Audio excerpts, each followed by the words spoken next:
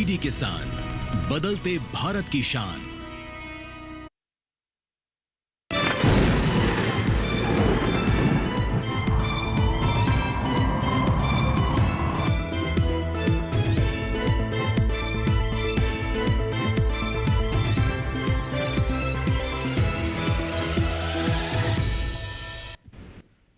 नमस्कार, आप देख रहे हैं दूरदर्शन किसान। मौसम खबर में आप सभी का स्वागत है। मैं हूं आपके साथ ज्योत्सना। मौसम खबर में जानेंगे कहां होगी बरसात, कहां रहेगा मौसम साफ, कैसी रहेगी तापमान की स्थिति, साथ ही किसानों के लिए कृषि सलाह भी। लेकिन आइए शुरुआत करते हैं आज की 5 बड़ी खबरों के साथ, जिसमें सबसे पहले आज हम यहां पर बात करने वाले हैं पंजाब की। तो यहां पर सुबह के समय कुछ जगह घना कोहरा छाने की संभावना है। इसके बाद अब बारी आती है हरियाणा की, तो यहाँ पर भी कुछ हिस्सों में छा सकता है घना कोहरा। आइए अब यहाँ पर हम नजर डाल लेते हैं हिमाचल प्रदेश पर। तो यहाँ पर गिनी चुनी जगहों पर घने कोहरे के आसार लगाए जा रहे हैं। और अब आइए यहाँ पर हम बात कर लेते हैं राजधानी दिल्ली की। तो यहाँ पर इक्का दुक्का जगह घना कोहरा छाने की संभावना है। अंत में आइए यहाँ पे जायजा ले लेते हैं उत्तर प्रदेश का। तो यहाँ पर बहुत सी जगहों पर घना कोहरा छाने का अंदेशा है। ये तो थी हमारी आज की 5 बड़ी खबरें। अब आइए हम यहाँ पर रुक कर लेते हैं हमारी एआई एंकर भूमिका और उनसे मौसम अलर्ट के बारे में लेते हैं कुछ विशेष जानकारियां।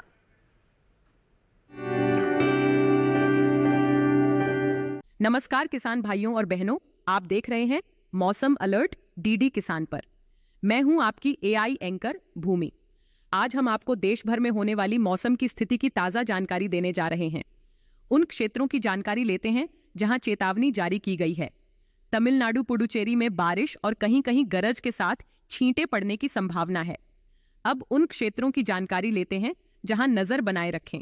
केरल, तटीय आंध्र प्रदेश और रायलसीमा में कहीं कहीं गरज के साथ छींटे पड़ सकते हैं। बाकी सभी राज्यों में फिलहाल कोई विशेष चेतावनी नहीं है। यह थी मौसम की ताजा जानकारी। कृपया सुरक्षित रहें। धन्यवाद। बहुत बहुत शुक्रिया भूमि, हमें मौसम अलर्ट के बारे में आपने जानकारी दी उसके लिए। अब आइए मौसम खबर में बढ़ते हैं आगे और बात कर लेते हैं मौसम पूर्वानुमान की, यानी कि अगले 24 से 48 घंटों के दौरान देश भर में कैसा रहने वाला है मौसम का हाल। ये जानना आप सभी के लिए बेहद जरूरी है।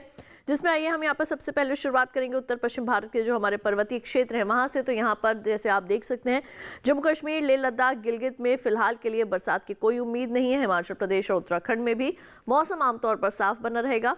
पंजाब, हरियाणा, चंडीगढ़, राजधानी दिल्ली सहित पूर्वी और पश्चिमी उत्तर प्रदेश में भी फिलहाल के लिए बारिश का कोई भी अंदेशा नहीं है। अब आइए बात कर लेते हैं पूर्वी भारत की। तो उप हिमालय, पश्चिम बंगाल, सिक्किम, बिहार, झारखंड, ओडिशा में भी जो है बरसात की कोई संभावना फिलहाल नहीं है। गांगे पश्चिम बंगाल में भी मौसम साफ रहेगा। तो वहीं दूसरी ओर पूर्वोत्तर भारत के अरुणाचल प्रदेश में जो है वो कहीं कहीं बरसात हो सकती है। दक्षिण भारत की आइए बात कर लेते हैं। तो यहाँ पर अधिकतर जगह बरसात हो सकती है। अंडमान निकोबार द्वीप समूह में, तमिलनाडु के अंदर भी कुछ एक हिस्सों में जो है वो वर्षा होने की संभावना है। केरल में भी जो है वो अधिकतर हिस्सों में वर्षा होने के आसार जताए जा रहे हैं। तटीय आंध्र प्रदेश में भी जो है वो कहीं कहीं बरसात हो सकती है। पश्चिम भारत की अगर हम बात करें तो यहाँ पर कोंकण, गोवा, मध्य महाराष्ट्र, गुजरात, सौराष्ट्र और कच्छ में फिलहाल के लिए मौसम जो है वो साफ बना रहेगा। अंत में जायजा लेंगे हम यहाँ पर मध्य भारत का। तो मध्य प्रदेश, छत्तीसगढ़ और विदर्भ में भी फिलहाल के लिए बरसात की कोई भी संभावना नहीं है। अब आइए बात कर लेते हैं मौसम की चाल की, यानी कि पिछले 24 घंटों के दौरान देश भर में कहां कहां बरसे बादल। तो पिछले 24 घंटों के दौरान जम्मू कश्मीर, लेह लद्दाख और गिलगित में जो है वो बरसात हुई है। इसके अलावा जम्मू श्रीनगर में भी बादल बरसे हैं। अगर हम बात करें पंजाब, हरियाणा की, तो यहाँ पर कोहरा जो है वो छाया रहा। पूर्वोत्तर भारत की अगर बात करें तो अरुणाचल प्रदेश में पिछले 24 घंटों के दौरान वर्षा हुई। इसके साथ ही असम, मेघालय, नागालैंड, मणिपुर, मिजोरम और त्रिपुरा में भी जो है वो पिछले 24 घंटों के दौरान बादल बरसे थे। दक्षिण भारत का अगर हम यहाँ पर रुख करें तो अंडमान निकोबार द्वीप समूह में जो है वो पिछले 24 घंटों के दौरान वर्षा जो है वो देखी गई थी। तो ये तो हुई बात मौसम की चाल की। इसके साथ ही मौसम खबर में वक्त हो चला है एक छोटे से ब्रेक का। जल्द लौटेंगे वापस, कहीं मत जाइए, देखते रहिए दूरदर्शन किसान।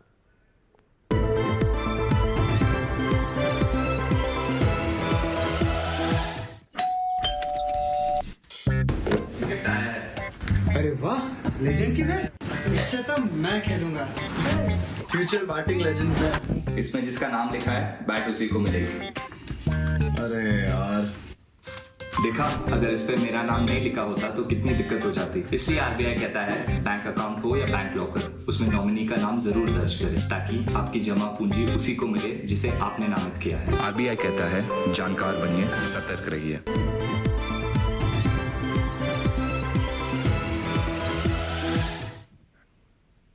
ब्रेक के बाद एक बार फिर आप सभी का स्वागत है दूरदर्शन किसान के मौसम खबर में। आइए बढ़ते हैं आगे और अब बात कर लेते हैं तापमान की स्थिति की। जान लेते हैं कि पिछले 24 घंटों के दौरान देश भर में न्यूनतम और अधिकतम तापमान की स्थिति किस तरह की जो है वो दर्ज की गई है, जिसमें हम सबसे पहले बात करेंगे न्यूनतम तापमान के बारे में। आइए यहाँ पर हम शुरुआत करते हैं राजधानी दिल्ली और हरियाणा से। तो यहाँ पर न्यूनतम तापमान सामान्य की तुलना में 3 से लेकर 5 डिग्री सेल्सियस ज्यादा रिकॉर्ड किया गया। पश्चिमी राजस्थान में भी इसी तरीके की जो न्यूनतम तापमान की स्थिति है वो दर्ज की गई थी। इसके बाद अब बारी आती है पश्चिमी उत्तर प्रदेश और पूर्वी उत्तर प्रदेश के बारे में बात करने की। तो यहाँ पर भी आप देख सकते हैं, यहाँ पर न्यूनतम तापमान सामान्य की तुलना में 2 से 3 डिग्री सेल्सियस अधिक जो है वो मापा गया है। अब आइए यहाँ पर जायजा ले लेते हैं गांगे पश्चिम बंगाल का। तो यहाँ पर जो है वो पिछले 24 घंटों के दौरान न्यूनतम तापमान में 3 से लेकर 5 डिग्री सेल्सियस तक की कमी जो है वो दर्ज की गई है। तेलंगाना की अगर बात करें दक्षिण भारत के, तो यहाँ पर भी न्यूनतम तापमान में 3 से लेकर 5 डिग्री सेल्सियस तक की कमी रिकॉर्ड की गई। इसके बाद अब आइए यहाँ पर बात कर लेते हैं हम तमिलनाडु और पुडुचेरी की। तो यहाँ पर जो न्यूनतम तापमान है सामान्य की तुलना में 2 से लेकर 3 डिग्री सेल्सियस तक अधिक जो है वो रिकॉर्ड किया गया। अब आइए इसके साथ ही बढ़ते हैं आगे। पूर्वी मध्य प्रदेश का अगर जायजा लें तो यहाँ पर न्यूनतम तापमान में 2 से 3 डिग्री सेल्सियस तक की बढ़ोतरी दर्ज की गई है। इसके साथ ही आप देख सकते हैं गुजरात में भी न्यूनतम तापमान की ऐसी ही स्थिति रही। और वहीं देश भर में सबसे कम न्यूनतम तापमान पश्चिमी उत्तर प्रदेश के सरसावा में 10.2 डिग्री सेल्सियस रिकॉर्ड किया गया। तो न्यूनतम तापमान के बाद अब बारी आती है हम ये जान लें कि अधिकतम तापमान की स्थिति कैसी रही। तो यहाँ पर हिमाचल प्रदेश, पंजाब, चंडीगढ़, हरियाणा के अंदर जो अधिकतम तापमान है वो सामान्य की तुलना में 1 से लेकर 3 डिग्री सेल्सियस तक ज्यादा रहा। और ऐसा ही अधिकतम तापमान पश्चिमी उत्तर प्रदेश में भी देखने को मिला है। अब आइए बात कर लेते हैं हम यहाँ पर पूर्वी भारत की।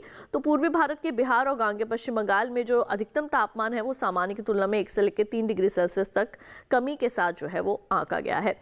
पूर्वोत्तर भारत का जायजा लें तो यहाँ अरुणाचल प्रदेश, असम और मेघालय में भी जो है वो अधिकतम तापमान में 3 से लेकर 5 डिग्री सेल्सियस तक की कमी देखने को मिली है। अब इसके साथ ही हम रुक कर लेते हैं झारखंड का और ओडिशा का। तो यहाँ पर भी अधिकतम तापमान में 1 से लेकर 3 डिग्री सेल्सियस तक की कमी जो है वो आंकी गई है। ये हम आपको जानकारी दे रहे हैं। कैसी रही अधिकतम तापमान की स्थिति पिछले 24 घंटों के दौरान। तो केरल की अगर हम बात करें तो यहाँ पर अधिकतम तापमान जो है 1 से लेकर 3 डिग्री सेल्सियस की बढ़ोतरी के साथ दर्ज किया गया है।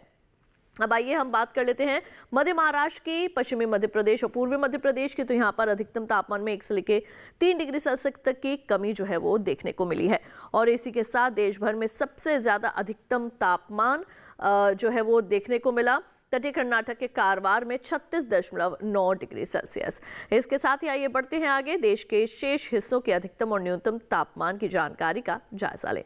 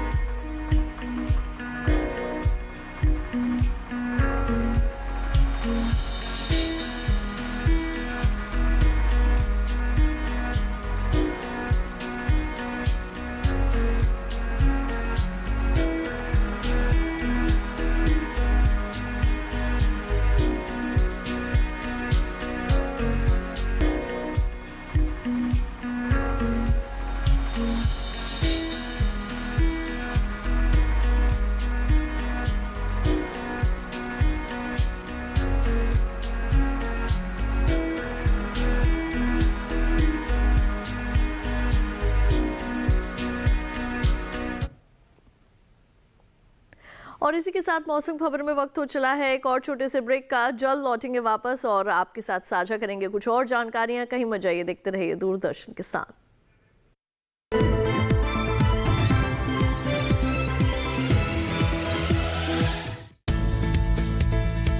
किस फसल की क्या है चाल, किस मंडी का क्या है हाल, उतरते चढ़ते भाव का असर, आयात निर्यात का क्या है असर? कैसा रहेगा आगे बाजार? बताएंगे मंडियों के जानकार। देखिए मंडी खबर सोमवार से शनिवार शाम 5 बजे सिर्फ दूरदर्शन किसान चैनल पर।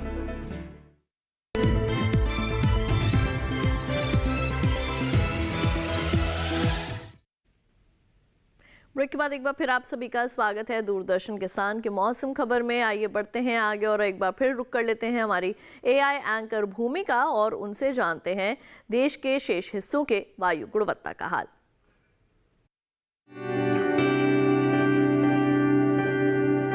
अब बढ़ते हैं आगे और जानते हैं कि देश के अलग अलग शहरों में वायु की गुणवत्ता का हाल। सबसे पहले बात करते हैं राष्ट्रीय राजधानी दिल्ली की, जहां की हवा लगातार प्रदूषित बनी हुई है। सोमवार को यहां वायु गुणवत्ता सूचकांक 310 दर्ज किया गया, जो कि खराब की श्रेणी में आता है। लखनऊ की हवा भी 331 सूचकांक के साथ खराब रही। वहीं पटना में सूचकांक 449 रहा। इसका मतलब हुआ कि यहां की हवा बहुत अधिक खराब है। कोलकाता की हवा भी 419 सूचकांक के साथ बहुत खराब रही। हैदराबाद की वायु गुणवत्ता 325 रही, यानी प्रदूषण के कारण यहां की हवा खराब की श्रेणी में दर्ज की गई। बेंगलुरु की हवा की गुणवत्ता संतोषजनक थी, क्योंकि यहां वायु गुणवत्ता सूचकांक 116 मापा गया। लेकिन पुणे की हवा 309 सूचकांक के साथ खराब रही। इसी तरह मुंबई की हवा का सूचकांक 327 रहा और यह भी खराब की श्रेणी में आता है। अहमदाबाद की हवा भी थोड़ी खराब रही और यहां गुणवत्ता सूचकांक 225 दर्ज किया गया। कृपया अपनी सेहत का ध्यान रखें। हम फिर मिलेंगे, तब तक के लिए नमस्कार। बहुत बहुत शुक्रिया भूमि, आपने हमें हमारे देश के जो मुख्य शहर हैं वहाँ की वायु गुणवत्ता का हाल बताया। और इसके साथ ही आइए बढ़ते हैं आगे और अब जान लेते हैं पर्यटन पूर्वानुमान के बारे में, यानी कि आप देश में कौन कौन से हिस्सों में घूमने जा सकते हैं, वहाँ के मौसम और तापमान का हाल। सबसे पहले आइए शुरुआत करते हैं जम्मू कश्मीर के गुलमर्ग से। तो अगर आप वहाँ का रुख कर रहे हैं तो यहाँ पर मंगलवार से लेकर गुरुवार तक जो है वो धूप खिली रहेगी। शुक्रवार को बादल छा सकते हैं। अधिकतम तापमान पर नजर डालें तो 6, 7 और 5 डिग्री सेल्सियस रहेगा अधिकतम तापमान। न्यूनतम तापमान -2 डिग्री सेल्सियस मंगलवार से लेके गुरुवार तक रहेगा और शुक्रवार को यहाँ पे 0 हो जाएगा न्यूनतम तापमान, यानी कि ठंड काफी रहेगी। हिमाचल प्रदेश की अगर बात करें, मनाली का अगर आप रुख करना चाहते हैं तो मंगलवार से लेकर गुरुवार तक यहाँ पर धूप खिली रहेगी। शुक्रवार को यहाँ पर बादल जो है वो छा सकते हैं। अधिकतम तापमान 15, 17 और 15 डिग्री सेल्सियस जो है वो देखा जा सकता है। न्यूनतम तापमान 3 और 5, इसके साथ ही शुक्रवार को हो जाएगा न्यूनतम तापमान 2 डिग्री सेल्सियस। तो गर्म कपड़े अपने साथ जो है वो अगर आप जम्मू कश्मीर या अगर आप हिमाचल प्रदेश का रुख कर रहे हैं तो रखना ना भूलें। उत्तराखंड का चमोली मंगलवार से लेकर शुक्रवार तक यहाँ पर अच्छा मौसम जो है वो खुला मौसम देखने को मिल सकता है। अधिकतम तापमान चारों ही दिन एक जैसे बने रहेंगे, यानी कि 22 डिग्री सेल्सियस। न्यूनतम तापमान की अगर बात करें तो 7, 6 और 7 डिग्री सेल्सियस जो है वो यहाँ पर न्यूनतम तापमान देखा जा सकता है। इसके साथ ही अब आइए यहाँ पर बढ़ते हैं आगे, रुक कर लेते हैं हमारे अगले शहर का, जिसमें शामिल है हरियाणा का कुरुक्षेत्र। मंगलवार को यहाँ पर कोहरा जो है वो छा सकता है। बुधवार और गुरुवार को यहाँ पर बादल बुधवार और गुरुवार को यहाँ पर मौसम खुल जाएगा। शुक्रवार को यहाँ पर बादल छा सकते हैं। अधिकतम तापमान 27, 26 और 25 डिग्री सेल्सियस देखा जा सकता है। न्यूनतम तापमान 13, 12 और 11 डिग्री सेल्सियस रिकॉर्ड किया जा सकता है। इसके साथ ही कुरुक्षेत्र से आइए बढ़ते हैं आगे और अब हम यहाँ पर चलते हैं उत्तर प्रदेश के आगरा की ओर। मंगलवार से लेकर शुक्रवार तक यहाँ पर कोहरा जो है वो छाने की अंदेशा जो है वो लगाया जा रहा है। अधिकतम तापमान 28 डिग्री सेल्सियस। बुधवार और गुरुवार को रहेगा 27 डिग्री सेल्सियस। शुक्रवार को 1 डिग्री की आएगी कमी, हो जाएगा 26। न्यूनतम तापमान मंगलवार को रहेगा 13, उसके बाद 1 डिग्री की कमी के साथ बुधवार से लेकर शुक्रवार तक एक जैसे ही बने रहेंगे, यानी कि 12 डिग्री सेल्सियस न्यूनतम तापमान देखा जा सकता है। बिहार के नालंदा की अगर बात करें तो मंगलवार से लेकर शुक्रवार तक यहाँ पर भी कोहरे की स्थिति जो है वो देखने को मिल सकती है। मंगलवार को अधिकतम तापमान रहेगा 27 डिग्री सेल्सियस, न्यूनतम तापमान रहेगा 14 डिग्री सेल्सियस। उसके बाद अधिकतम तापमान बुधवार से शुक्रवार तक एक जैसे 26 और न्यूनतम तापमान बुधवार से शुक्रवार तक एक जैसे बने रहेंगे, यानी कि 13 डिग्री सेल्सियस यहाँ पे न्यूनतम तापमान दर्ज किया जा सकता है। इसके बाद अब बारी आती है पश्चिम बंगाल के जलपाईगुड़ी की। तो यहाँ अगर आप जाना चाह रहे हैं या अगर आप वहाँ रहते हैं तो मंगलवार और बुधवार को यहाँ पर कोहरा छाया रहेगा। गुरुवार और शुक्रवार को यहाँ पर मौसम जो है वो खुल सकता है, अच्छी धूप आपको देखने को मिल सकती है। अधिकतम तापमान मंगलवार से लेकर गुरुवार तक एक जैसे बने रहेंगे 28 डिग्री सेल्सियस, लेकिन यहाँ पर शुक्रवार को 1 डिग्री की बढ़ोतरी के साथ हो जाएगा। अधिकतम तापमान 29, न्यूनतम तापमान 15, 14 और 13 डिग्री सेल्सियस दर्ज किया जाएगा। महाराष्ट्र के औरंगाबाद की अगर बात करें तो मंगलवार को यहाँ पर धूप खिली रहेगी। बुधवार और शुक्रवार को यहाँ पर जो है वो कोहरा छा सकता है।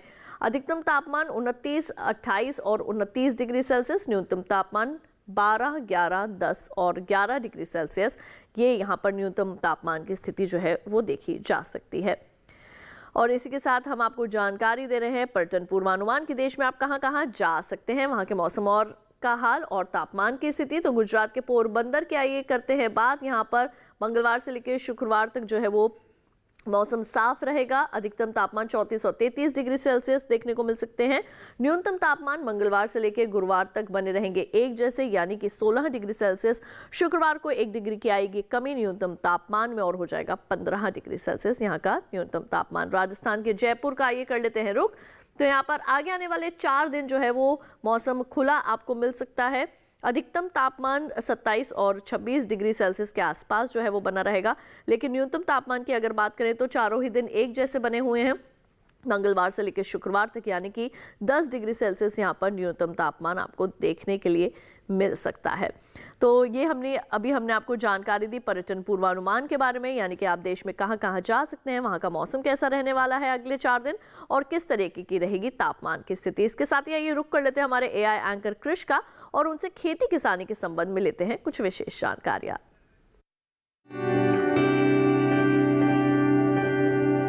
नमस्कार, आप देख रहे हैं डीडी किसान। मैं हूं एआई कृष और आज हम भारत के विभिन्न क्षेत्रों में होने वाली खेती किसानी से संबंधित सलाहों के बारे में पूरी जानकारी देंगे। उत्तर पश्चिम और उत्तर पूर्वी मैदानी हिस्सों में जो किसान किसी वजह से गेहूं नहीं बो सके हैं, वो पछेती किस्में बो सकते हैं। पछेती बुवाई 25 दिसंबर तक चलेगी। बुवाई से पहले बीजों को उपचारित जरूर कर लें। गेहूं के साथ साथ इस समय जौ की भी पछेती बुवाई की जा सकती है, लेकिन पछेती बुवाई 15 दिसंबर तक पूरी कर लेनी है। मक्का वैसे तो खरीफ की फसल है, लेकिन कुछ किस्में रब्बी के दौरान भी बोई जाती हैं। मिसाल के तौर पर संकर मक्का की HQP M1, सीडटेक 2324 और KH 5991 प्रमुख हैं। पॉपकॉर्न के लिए अंबर पॉपकॉर्न और VL अंबर पॉपकॉर्न लगा सकते हैं। स्वीट कॉर्न के लिए प्रिया स्वीट कॉर्न और माधुरी स्वीट कॉर्न बेहतर हैं, जबकि चारे के लिए मक्का अफ्रीकन टॉल और J1006 उन्नतशील प्रजातियां हैं। जिन इलाकों में ज्यादा ठंड पड़ती है वहां के किसान JK 3150 और शालीमार मक्का हाइब्रिड 4 लगा सकते हैं। चने की बुवाई का भी उचित समय चल रहा है। नवंबर के अंत तक या दिसंबर के पहले हफ्ते तक इसकी बुवाई जरूर पूरी कर लें। जहां तक मसूर का संबंध है, उत्तर पूर्वी मैदानों और मध्य भारत में नवंबर का दूसरा पखवाड़ा इसके लिए सही माना जाता है, इसलिए समय से बुवाई करें। देर करने पर उत्पादन प्रभावित होगा। इसी तरह कृषि और किसानों से जुड़ी हर महत्वपूर्ण जानकारी के लिए हमारे साथ जुड़े रहिए और देखते रहिए डीडी किसान। धन्यवाद। बहुत बहुत शुक्रिया कृष, आपने हमें खेती किसानी के संबंध में इतनी विशेष जानकारियां दी। अब आइए मौसम खबर में बढ़ते हैं आगे और बात कर लेते हैं आज की फसल की। तो किसान भाइयों बहनों, आज हम बात करने वाले हैं शिमला मिर्च के बारे में। जी हाँ, इस वक्त शिमला मिर्च की रोपाई का जो है वो समय चल रहा है। किस तरीके से आप कर सकते हैं इसकी रोपाई और कैसे अधिक उत्पादन आप इससे हासिल कर सकते हैं, कौन सी अच्छी किस्म है जिसका आप चयन कर सकते हैं, तमाम आइए जानकारियाँ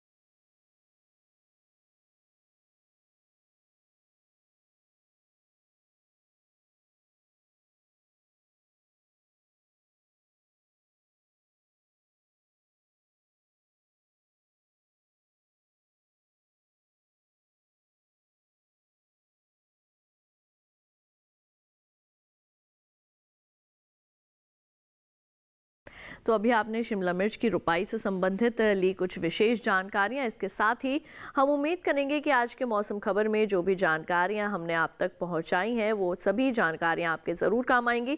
लेकिन अगर आप मौसम खबर को दोबारा से देखना चाहते हैं तो टीवी स्क्रीन पर दिखाए जा रहे इस QR कोड को आप स्कैन कीजिए। इससे सीधा आप हमारे YouTube चैनल पर चले जाएंगे। वहां जाकर आप एक बार फिर से ले सकते हैं मौसम का हाल मौसम खबर के साथ। तो आज के लिए बस इतना ही, मुझे दीजिए इजाजत। लेकिन आप देखते रहिए दूरदर्शन किसान और अपना बहुत ज्यादा रखिए ख्याल। नमस्कार।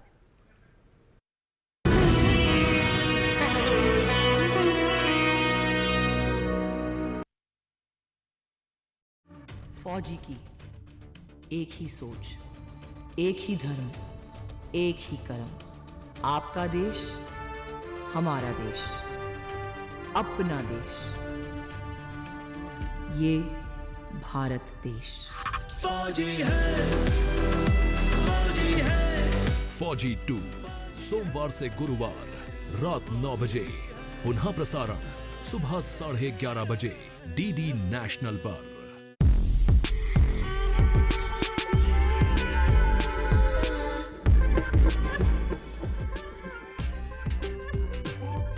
देखिए इको इंडिया प्रत्येक शनिवार सुबह 7:30 बजे सिर्फ DD नेशनल पर, देश का पहला चैनल, देश का अपना चैनल। नमस्कार किसान भाइयों और बहनों, आप देख रहे हैं मंडी खबर। मैं हूं आपकी AI एंकर भूमि। आज हम आपके लिए लाए हैं देश भर की मंडियों से ताजा तरीन भाव। सबसे पहले गेहूं के भाव। गुजरात की धोराजी मंडी में गेहूं का भाव 3060 रुपए प्रति क्विंटल रहा। उत्तर प्रदेश की आजमगढ़ मंडी में गेहूं के सौदे 2750 रुपए प्रति क्विंटल पर हुए। मध्य प्रदेश की इंदौर मंडी में गेहूं की खरीद 3291 रुपए प्रति क्विंटल पर हुई। अब जानते हैं सोयाबीन के भाव। गुजरात की दाहोद मंडी में सोयाबीन की खरीद 4400 रुपए प्रति क्विंटल पर हुई। राजस्थान की कोटा मंडी में सोयाबीन का भाव 4200 रुपए प्रति क्विंटल रहा। मध्य प्रदेश की इंदौर मंडी में सोयाबीन का कारोबार 3590 रुपए प्रति क्विंटल पर हुआ। अब बैंगन के भाव पर नजर डालें। महाराष्ट्र की पुणे मंडी में बैंगन का भाव 2500 रुपए प्रति क्विंटल रहा। हिमाचल प्रदेश की पालमपुर मंडी में बैंगन के सौदे 2900 रुपए प्रति क्विंटल पर हुए। हरियाणा की गोहाना मंडी में बैंगन का कारोबार 2000 रुपए प्रति क्विंटल पर हुआ। सभी भाव आवक और गुणवत्ता के अनुसार हैं। तो यह था आज का मंडी भाव। आप देखते रहिए DD किसान। धन्यवाद। फ्रीडम फाइटर्स की कहानियां दिखाएंगे दूरदर्शन पर हर रविवार सुबह 11 बजे क्रिश, ट्रिश और बाल्टी बॉय।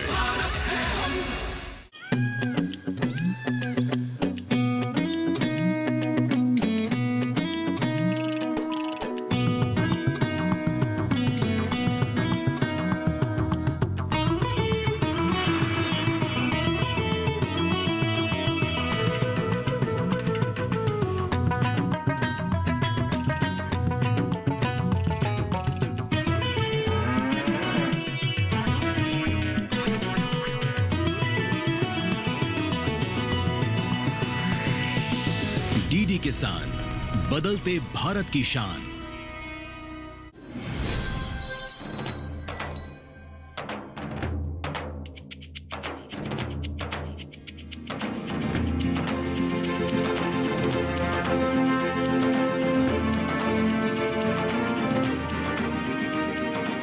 फसल की कटाई के साथ ही उत्तर भारत के किसान अगली फसल की तैयारी में लग जाते हैं।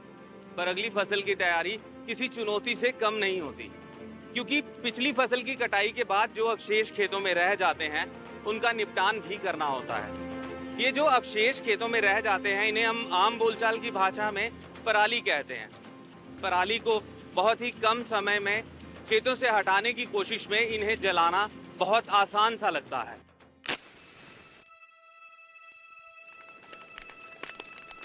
क्या इसे जलाना सही है?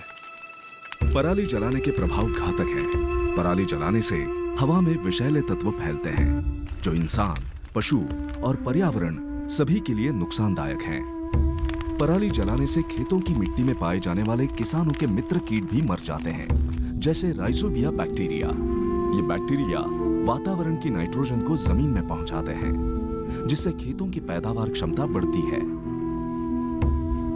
पराली जलाना सही नहीं है। इसके और भी विकल्प हैं, पर्यावरण अनुकूल विकल्प हैं। पराली को ईंधन, खाद और औद्योगिक उपयोग के लिए संसाधित किया जाता है।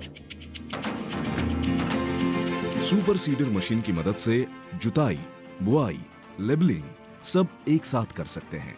इसके जरिए पराली को खेतों में ही दबाकर जैविक खाद का लाभ लिया जा सकता है। 1 टन धान के भूसे में लगभग 5.5 kilogram nitrogen, 2.3 kilogram phosphorus pentoxide, 25 kilogram potassium oxide, 1.2 kilogram sulphur, चावल द्वारा अवशोषित 50 से 70% सूक्ष्म पोषक तत्व और 400 किलोग्राम कार्बन पाया जाता है, जो धान की पराली जला देने से नष्ट हो जाता है। पराली को मिट्टी में मिलाने से अनाज के पोषक तत्व, मिट्टी के कुछ गुण जैसे मिट्टी का तापमान, पीएच, नमी, उपलब्ध फास्फोरस और मिट्टी के कार्बनिक पदार्थ भी बरकरार रहते हैं। साथ ही खाद खर्च पर 1500 से 2000 रुपए प्रति हेक्टेयर की भी बचत होती है। रोटरी मल्चर फसल के बचे हुए अवशेषों को छोटे छोटे टुकड़ों में काटता है, फिर उन्हें मिट्टी में मिला देता है। इससे मिट्टी की संरचना में सुधार होता है। सुपर स्ट्रा मैनेजमेंट सिस्टम या स्ट्रा मैनेजमेंट सिस्टम एक ऐसा उपकरण है जो कंबाइन हार्वेस्टर से निकालने वाली पराली को छोटे छोटे टुकड़ों में काटता और फैलाता भी है। इससे पराली को आसानी से मिट्टी में मिलाया जा सकता है और पराली जलाने की जरूरत नहीं पड़ती। रीपर कम बाइंडर मशीन फसल की कटाई के साथ साथ उनका बंडल भी बनाती है, जिन्हें आसानी से एकत्र किया जा सकता है। इस मशीन की सहायता से किसान खेत में 5 से 7 सेंटीमीटर ऊपर फसल की कटाई भी आसानी से कर सकते हैं। स्ट्रॉ बेलर मशीन पराली को गट्ठर में बदलता है। इन गट्ठरों को फैक्ट्रियों तक पहुंचाया जा सकता है, जहां इससे बहुत सारी चीजें जैसे कि ऑर्गेनिक डिस्पोजेबल बर्तन, थर्मोकॉल इत्यादि बनाई जाती हैं, जो पर्यावरण अनुकूल हैं। इससे किसान अपनी आय भी बढ़ा सकते हैं। भारत सरकार के सहयोग से पंजाब प्रदेश में क्रॉप रेजिड्यू मैनेजमेंट स्कीम चलाई जा रही है, जिसके तहत जहां पर किसानों को पराली प्रबंधन के लिए जो के धान के अवशेष बच जाते हैं, उनको संभालने के लिए उसका इंसिटू मींस उसको खेत में मिट्टी में मिलाने के लिए, जहां उसको खेत से बाहर निकालकर उसको इंडस्ट्री को सेल करने के लिए एक स्कीम चलाई जा रही है, क्रॉप रेजिड्यू मैनेजमेंट। इसके तहत इनको मशीनरी जिसमें मुख्य तौर पर baler, rake, happy seeder, super seeder, smart seeder और क्रॉप रीपर ऐसी मशीनें हैं जो किसानों को 50% से लेकर 80% सब्सिडी ली है। पराली से जैविक खाद बनाना एक कारगर तरीका है। इसे कंपोस्टिंग की प्रक्रिया द्वारा खेतों में ही सड़ाया जा सकता है, जिससे जमीन की उर्वरता बढ़ती है और फसलों को प्राकृतिक पोषण भी मिलता है। पराली से बायोगैस बनाना एक प्रभावी तरीका है। इस प्रक्रिया से न केवल ऊर्जा उत्पन्न होती है, बल्कि ये पराली के सही निपटान का भी समाधान प्रस्तुत करती है। पराली प्रबंधन के बहुत सारे विकल्प हैं और इसमें सरकार भी सहायता कर रही है। अब जरा सोचिए, माचिस या मैकेनिज्म?